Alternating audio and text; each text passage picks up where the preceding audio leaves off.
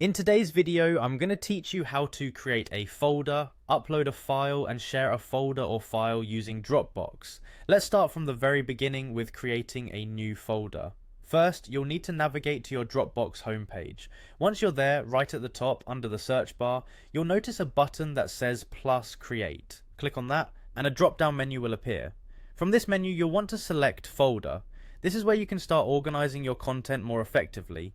Once you've clicked on folder, you'll see a prompt asking you to name your folder. Be as specific or as broad as you like depending on your needs, and then simply click create. With just those few clicks, you have successfully created a new folder in your Dropbox. Now let's move on to uploading a file. Open the folder where you'd like to store this file. Inside this folder, you'll see an option at the top that says upload. Clicking this reveals two primary choices. Upload files if you're looking to add individual files, and upload folder if you have an entire folder to upload. Choose the option that suits your needs. This action will open up a dialog box on your computer, allowing you to navigate through your files. Select the file or folder you wish to upload, and then click open to confirm your selection. Dropbox will then handle the rest, uploading your chosen item to your specified folder. It's a straightforward process to get your files onto the cloud. Finally, let's explore how to share a folder or file.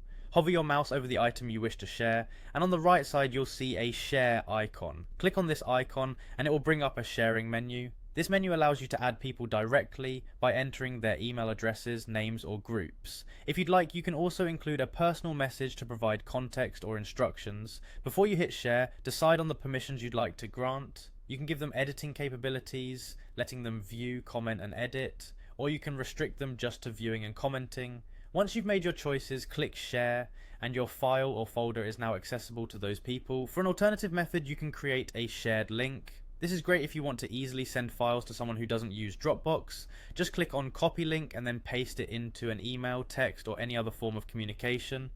The recipients will be able to access the file or folder without needing their own Dropbox account. And there you have it. Now you know how to create folders, upload files, and share your content on Dropbox. Keep exploring its features to make the most of this storage tool.